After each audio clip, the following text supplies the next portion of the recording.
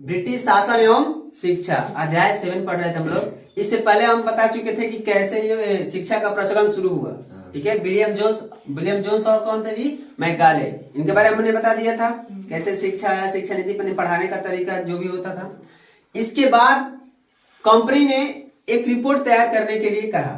ठीक जी, किसको जी, तो विलियम एडम की रिपोर्ट, उसको बोलते हैं विलियम एडम की रिपोर्ट। विलियम एडम साहब ने कब आए थे जी, 1830 में। कब, 1830 में। 1830 के दशक में स्कॉटलैंड से आए थे। कहां से, स्कॉटलैंड से आए थे। वो क्या थे जी, ईसाई धर्म के प्रचारक थे।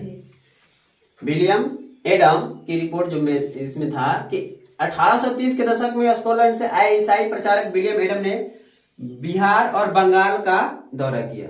बंगाल और बिहार जिलों का क्या किया जी, दौरा किया।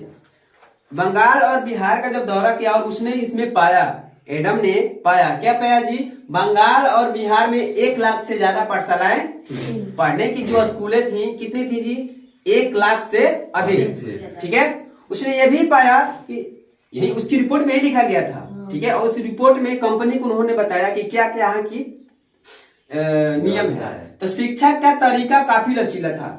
जो यहाँ पर जो परीक्षा बोल रहे, सॉरी, जो भी शिक्षा का जो तरीका था काफी लचीला था, ढीला था। ठीक है, बच्चों की फीस निश्चित नहीं थी। ये उनकी फीस निश्चित नहीं थी कि कितना फी दिया जाए, कितना फी नहीं दिया जाए। ठीक है, छपी हुई किताबें नहीं होती थी, ब्लैक बोर्ड नहीं होते थे, अलग से कक्षाएं लेने की कोई हाजिरी लेने का कोई इंतजाम नहीं होता था। ठीक है, सालाना इम्तिहान और नियमित समय सारणी जैसी कोई व्यवस्था नहीं होती थी। उस समय क्या हुआ था कि जब टीचर लोग जब पढ़ाते थे तो उसमें कोई मंदिर के कोने में कोई पढ़ाता था। ठीक है, कोई बरगद के छांव में पढ़ाते थे। तो कोई जो भी टीचर जो शिक्षक होते थे वो अपने घर में ही पढ़ाते थे।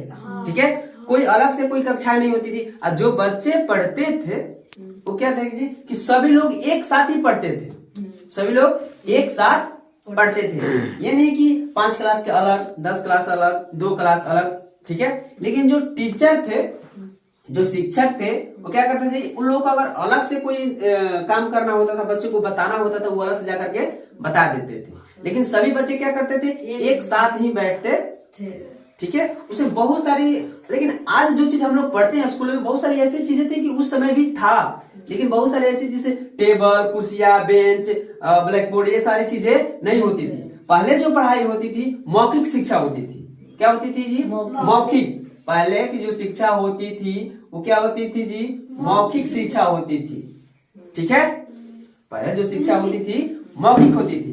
ठीक है, पहले ये सारी चीजें लिखकर, क्योंकि ब्लैक बोर्ड होता ही नहीं था, कॉपी किताबें पहले नहीं हुआ करता। ठीक है, फिर बाद में क्या किया गया कि हाँ, फिर एक और बात थी उसमें, जो बच्चे पढ़ते थे तो जब फसलों की कटाई होने लगती थी तो उस समय स्कूल को क्या कर दिया जाता था जी, बंद कर दिया जाता था। जब फसलों की कटाई होती थी तो उस समय स्कूल को बंद कर दिया जाता था। क्यों, क्योंकि उस समय जब फसलों की कटाई होने लगती थी तो बच्चे सब कहाँ चले जाते थे जी, खेतों में काम करने चले जाते थे। ठीक है, फिर क्या होता था कि फिर स्कूल को बंद कर दिया। जब जैसे ही कटाई खत्म होती थी वैसे स्कूल भी चालू हो जाता था। क्योंकि विलियम एडम ने कंपनी को ये सारी रिपोर्टें बताई, तब कंपनी ने भी सोचा कि ऐसे तो काम चलने वाला नहीं है। अगर इस तरह से पढ़ाई चलेगी तो कोई आगे नहीं बढ़ सकता है। ठीक है, वहां की दिनचर्या बहुत खराब थी। फिर क्या हुआ कि कंपनी ने इस पर विचार किया। कंपनी ने इस पर क्या किया जी, विचार किया। लेकिन इसमें एक और बात बताई, विलियम एडम ने एक और बात बताई। उन्होंने बताया कि जो धनी व्यक्ति थे, जिसके परिवार में आमदनी ज्यादा होती थी, वो ज्यादा फी देते थे, और जो गरीब होते थे वो कम फी देते थे।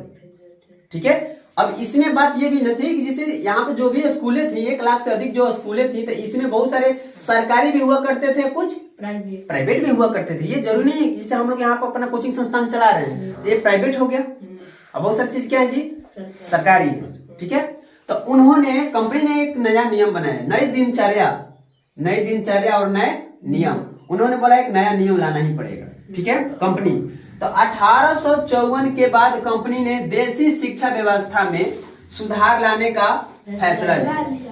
उसने यह फैसला लिया कि 1854 के बाद कंपनी ने देशी शिक्षा व्यवस्था में क्या जी, सुधार लाने का फैसला लिया। उन्होंने बोला कि अगर नया नियम नहीं बनाया जाएगा तो ये बहुत सारे लोग आगे नहीं बढ़ पाएंगे। अगर ऐसी दिनचर्या रहा उनकी शिक्षा क्या रही, शिक्षा बहुत तरीका जो काफी लचीला था, अगर ऐसा रहा तो कोई आगे विकास नहीं कर पाएगा। उन्होंने इसमें सुधार क्या किया, सबसे पहले कंपनी ने सारे पंडितों को सरकारी नौकरी पर रख लिया। जितने भी पंडित थे, ठीक है, बहुत सारे, मतलब कि सभी के सभी पंडित वही नहीं सकते हैं, ठीक, बहुत सारे पंडितों को क्या किया जी, सरकारी नौकरी पर रख लिया। इनमें से प्रत्येक पंडित को 4 से 5 स्कूलों की देखरेख की जिम्मा सौंपा जाता था। 4 से 5 यानी एक पंडित पर 4 से 5 स्कूलों का जिम्मा हुआ करता था, ठीक है। प्रत्येक गुरु को निर्देश भी दिया गया।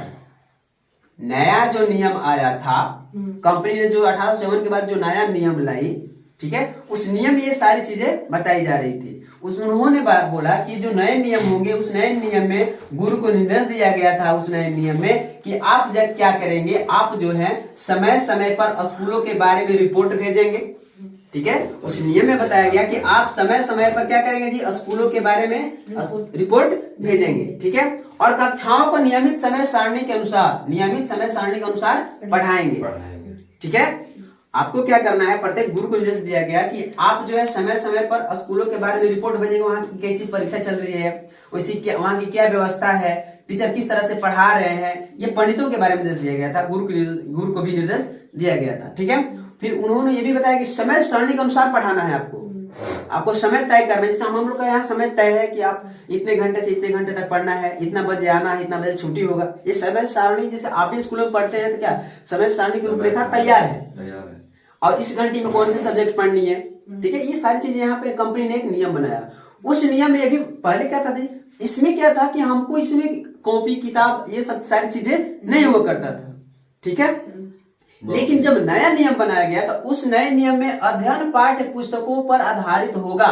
इस नियम में बताया गया कि अब जो पढ़ाई होगी पाठ्य पुस्तकों के आधार पर ही पढ़ाई होगा।